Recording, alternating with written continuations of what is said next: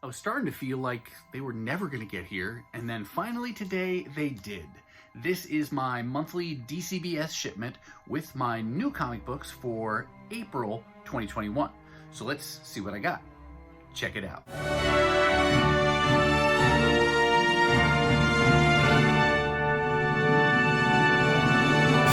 Hey everyone, and welcome back to the channel. My name's Chris, and this is Northgarden Comics.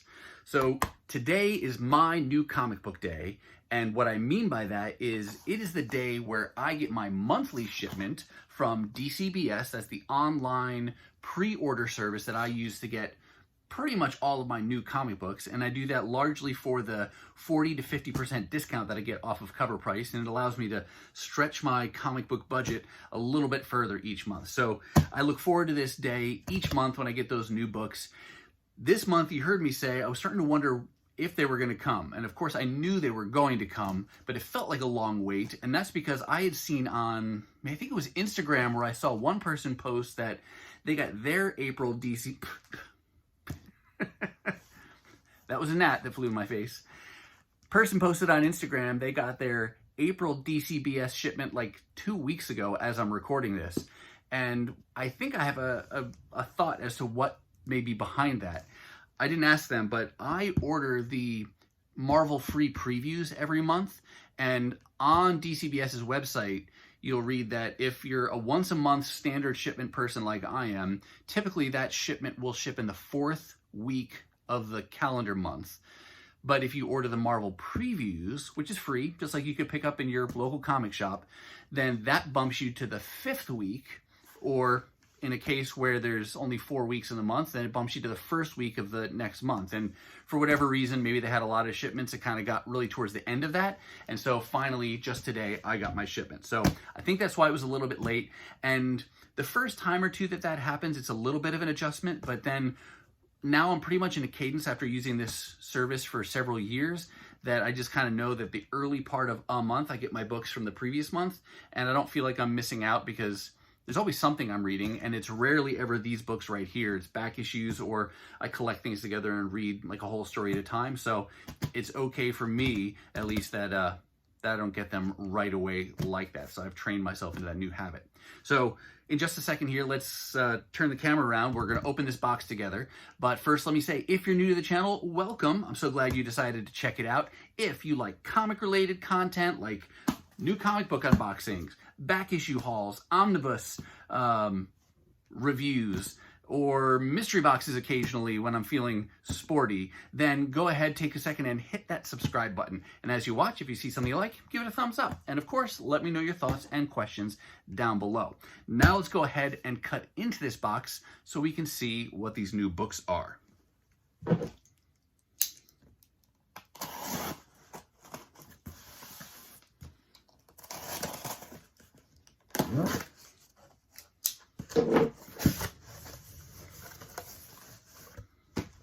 Okay, got the box open, but before I take it out, I just want to give you a quick peek here. In case any of you are unfamiliar with DCBS, you can see how that shipping looks. And it's got a little bit of a wiggle in there, but most of that is even coming because I've got it opened up. It's pretty secure in the shipment. So now I'll go ahead and get it the rest of the way out here. And you'll see that my stack of books comes tightly wrapped in this plastic bag. And I pay a little bit extra, like 30 cents extra a book, and each of my books comes in a My Light bag and a half-back backing board. But even if I didn't get those, they usually put a couple backing boards in here on either side of this, book sandwich to keep it from getting damaged. So shipment has never been an issue in the years I've been using the service. So let's go ahead and get this completely unwrapped. I'm actually going to take the books out of the bags as well, just so you can get a better look, cuts down on the glare, and then we can even flip through some of them if that's interesting. So let's turn the camera around and take a closer look at these books. Now we're going to kick things off here with the Marvel free previews. This is what I was mentioning before that causes my shipment to be a little bit more delayed than shipments that don't include this free previews. And as the name suggests, it is free and you can pick this up in local comic shops, but I like having it as part of my order. It's fun to see in print what books are coming out in a couple months, and I've always just liked these kind of marketing freebies that that you can get at your local comic shop, like the free previews, or it goes all the way back to when I was a kid collecting Transformers, and I always kept the checklists and the tech specs and all the little different, like I said, the marketing assets that they send out. They're just fun to have, and then years down the road, fun to be able to look back on. And got here on the cover, advertisement for Moon Knight #1 coming in July. I don't know anything about Moon Knight, really, if I'm being completely honest. I've never read Moon Knight's comics. I know there's a pretty good fan base out there, and obviously Marvel sees some good value in it, not only because they're rebooting the #1, but clearly that's tied to the upcoming TV show. So I look forward to being able to see that and to kind of getting some background on the character, so I don't go into that blind. But that's a pretty cool Steve McNiven cover on there as well. So free previews. Now to the actual books themselves, leading off here with NonStop Spiderman #2. This is the Okazaki variant, and I like Spider-Man, but I'm not collecting Spider-Man in an ongoing way. This one I got because it's Chris Bacalo doing the interior pencils, and I really like his art style.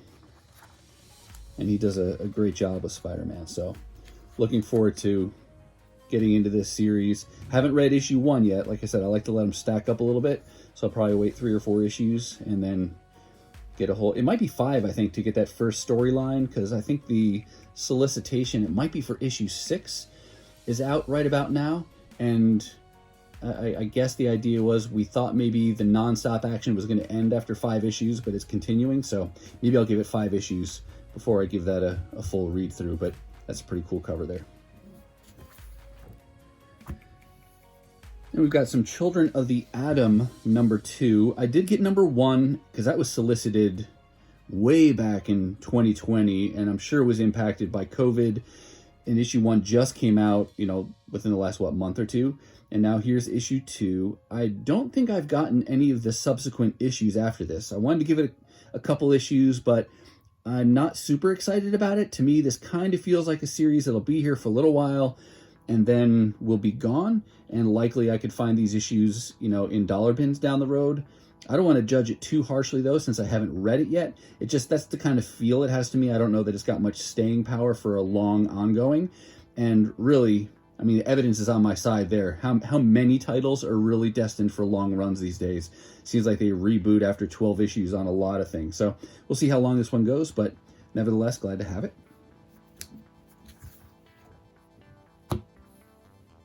Here we've got Wolverine #11 from his ongoing, or Legacy 353. I like that they put those on there for a lot of these books.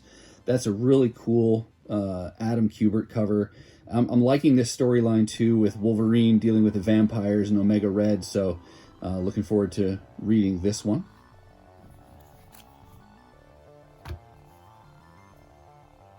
Daredevil 29, Chip Zdarsky continuing to do a great job on this title, and Marco Cicchetto killing it on the art.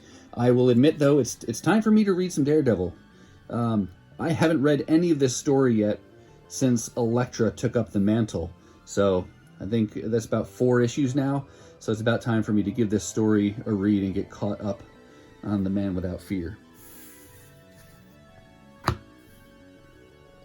Here we've got Thor, his ongoing title #14. I think it was just last month. If you watched that video of my new comics, I was talking about dropping the issue.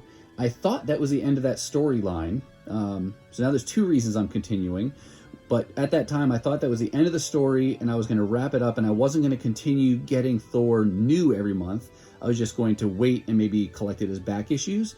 But then the last page spoiler hooked me to go at least a little bit further, and I'm glad I did anyway, because here's the story finale, actually. So if I had stopped after that issue, that I would have missed the kind of final issue of that storyline. So, but I have been enjoying this run. I just have to make choices each month. What titles do I really want to have every month, and which ones am I willing to wait on a little bit and maybe pick them up, down the road. But glad I'm continuing with this one. Here we've got the pretty newly released Beast Wars. This is issue #3, and celebrating, you can see 25 years after the Beast Wars TV show. I'll ask you this. Did you watch the show? Were you a Transformers fan? And did you like Beast Wars? It ran for 3 seasons. And, you know, you look back on it now and you have to set aside the quality of the computer graphics, because where we are today versus then, obviously there's hardly any comparison at all. But that aside, you know, did you watch the show? Did you like it? Did you dislike it? I'm a fan. I loved this show. I thought the characterization was great. I thought the stories were great. I loved how a lot of the episodes were somewhat self-contained, and yet there were threads that they wove throughout the 3 seasons that kind of made it a bigger, more of a long-form storytelling, and they did weave it into the continuity of the original Generation 1 cartoon, and that's what I grew up on and started with on my Transformers journey. But let me know what you thought about Beast Wars if you watched that show, and let me know what you think about the comic if you're reading this one. There's one thing I want to highlight about this issue that I saw and give a shout out at the same time. There is a fellow YouTuber, The Dude Without Fear. I will put a link to his channel down below. If you haven't seen his videos, you should go check him out. Subscribe to his channel. Great guy. But I saw, I think he posted it on Instagram. But check this out. The Dude Without Fear. He got his letter printed in the comic. And I know maybe that doesn't seem like a big deal anymore, but I think I've always loved the letters pages. It's fun to go back and read, especially older books, and see what people thought of the books. Especially, I would say those books like, you know, the 90s. I think of Heroes Reborn from the 90s, and in a lot of ways that gets poo-pooed today. Like, oh my gosh, 90s extremism and, you know, crazy Liefeld art and all these kinds of things, and people will judge it kind of harshly. But you read the letters pages, and there were definitely a good number of people at the time who absolutely loved it and thought it was the greatest thing that they were doing. So letters pages can be fun to read, but I just thought this was great that The Dude Without Fear got his letter printed, has been immortalized in a comic book. So super, super cool. I have never had a letter printed in a comic book. I think that might have something to do with the fact that I've never written in. But I don't know, maybe I would at some point, just to see it like that. That's pretty awesome to see that. So Dude Without Fear, there's his letter in the back of Beast Wars number 3. Link to his channel down below in the description of this video. Check him out for sure. All right, here we've got Marauders. This has been one of my favorite ongoing X-Men titles so far. I love Kate Pryde leading this team. Love Bishop on here. It's just been really good. Yeah, good storytelling, good art, and I haven't been following it since the Ten of Swords crossover event ended, so I got to get caught up now. I'm a few issues behind, and everything now is kind of getting ready for the, what's it called? Whatever the Krakoa, the gala is coming in June. So that's kind of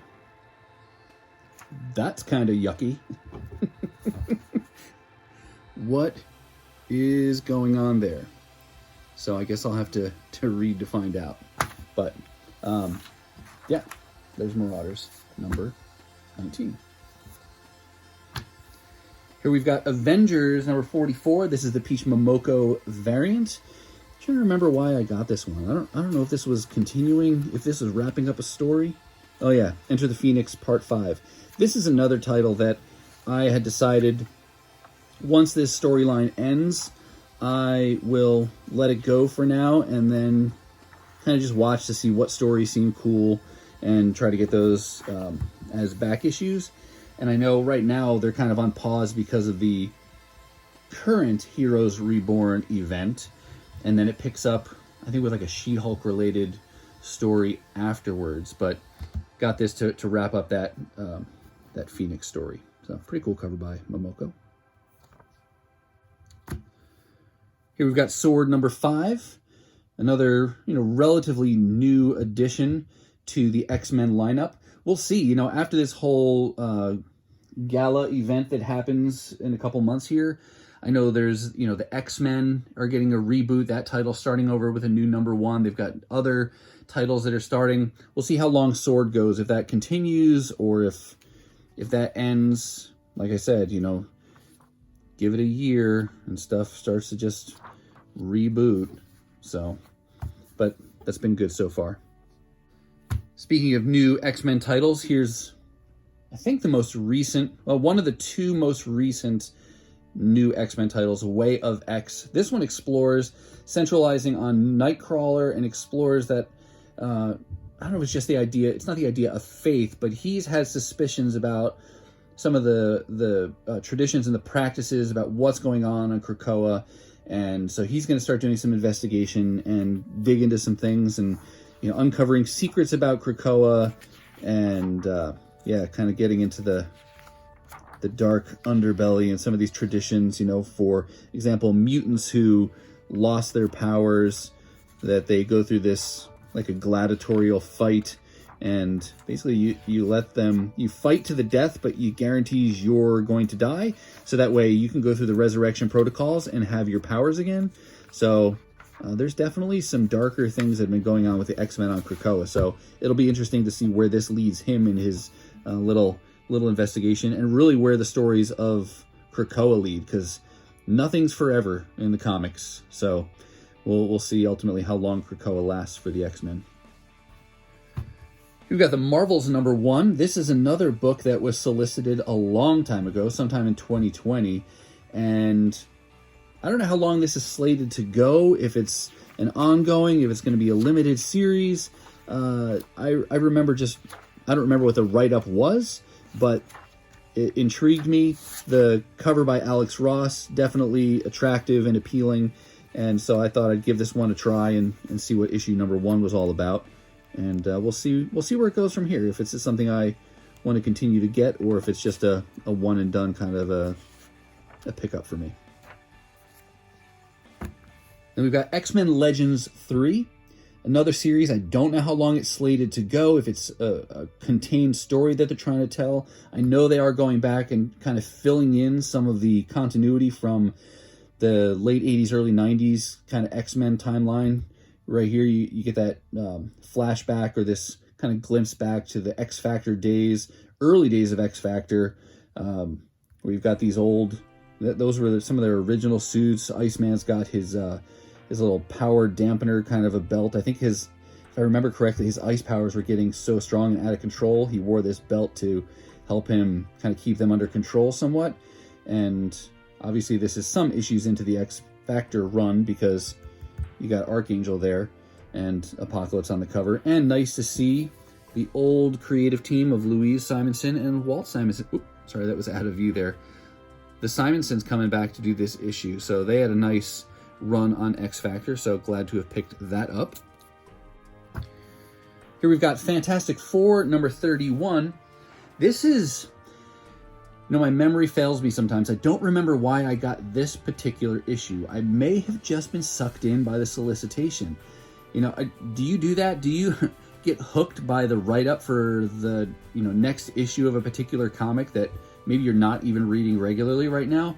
I am guilty as charged, and I know they do it every single month. They try to make every issue sound like it's the one you can't, you have to pick it up. You can't miss it, because if you do, you'll miss out on the twist or the turn or the reveal of the run. And so I know it's a gimmick, but I gotta credit the people who write those things, because it's effective on me, at least. Not all the time, but enough of the time. And I read it, and I wasn't planning on getting it, and I go, oh, maybe I need to get it. And so I picked up this Fantastic Four. Now, I will say, though, that it's not that I dislike Fantastic Four. In fact, I've really enjoyed this volume of Fantastic Four. I've loved the stories, I've loved the art, and I just love seeing this first family in action. I love the dynamics. So I think it's really well done. And who's doing the art right now?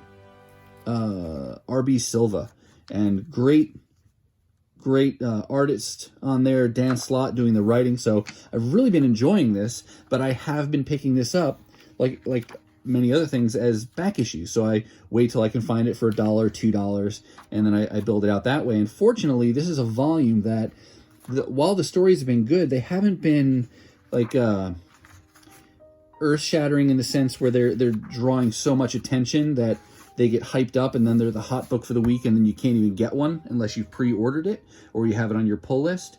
So this has been really enjoyable, that I've really liked the run, but they're still very available. And there's only a few issues from this volume that I'm missing. I think it's like kind of a few in the upper 20s, and then I have the entire volume, and I'm continuing to try to stay semi-current on it.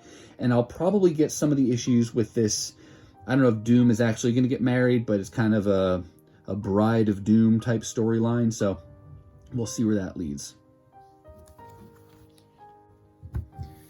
Cable number 10. This is a title that's about to end.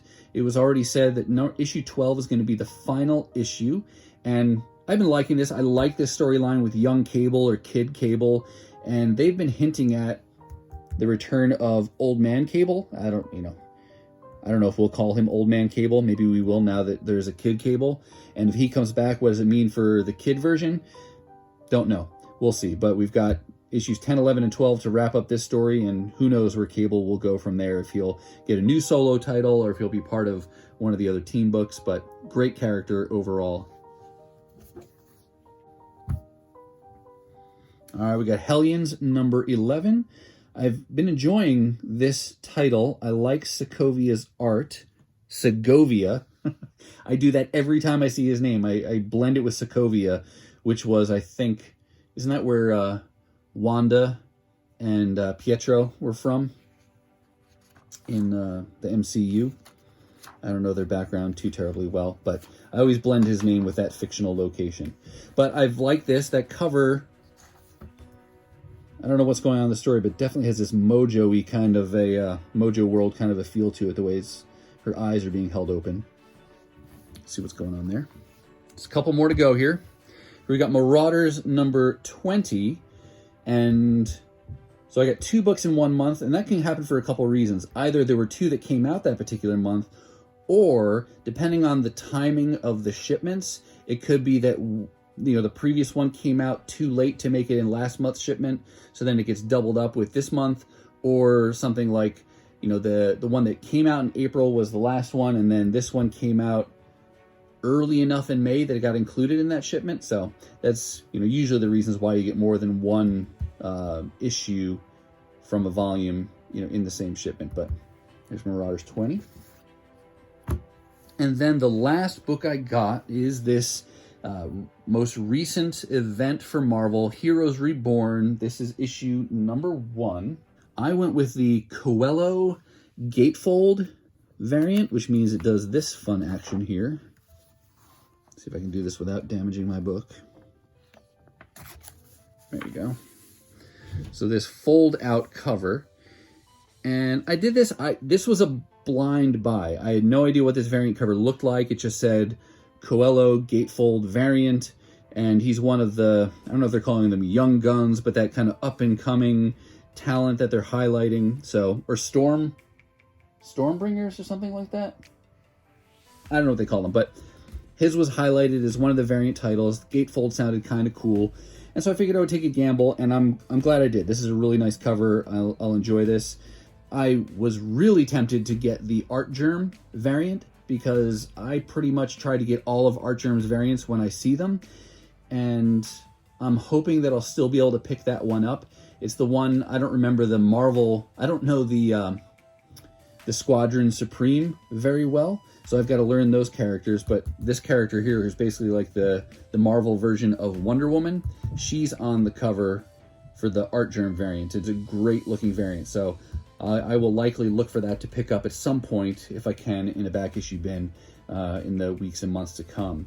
But what are your thoughts on this event? Have you given this any thought? Are you avoiding this event? Are you reading this event? Have you read issue 1? Are you liking it so far? I'm not a huge fan of these recycled titles. I mentioned earlier in this video about Heroes Reborn from the 90s, and now they're using the title again. It's not the same story at all. They didn't reboot all the titles and things like that. This is imagining a world where there are no Avengers as we know them today, and the Squadron Supreme of America, as they're called, they are our Avengers. And I forget who it is.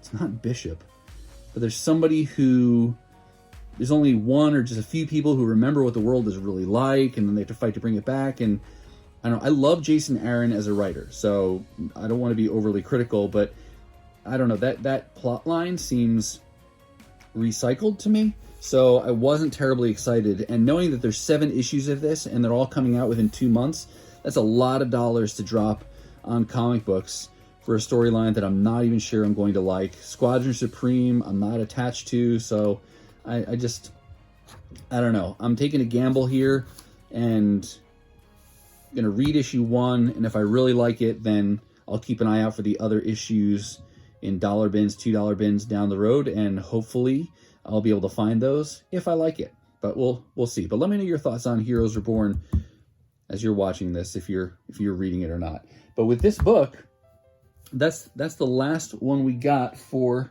the month of April 2021. All right, that's going to do it for me, and that's going to wrap up this new comic book haul, showing you all the books I got for April 2021. If you've hung in there this long and you haven't done so yet, go ahead and do the YouTube thing. Hit that subscribe, give it a thumbs up if you saw something you like, and let me know your thoughts in the comments down below. Now, if you're not quite ready for the YouTube fun to stop, I've got a couple hand-selected videos here for you to check out. As always, thank you so much for watching, and I'll see you next time.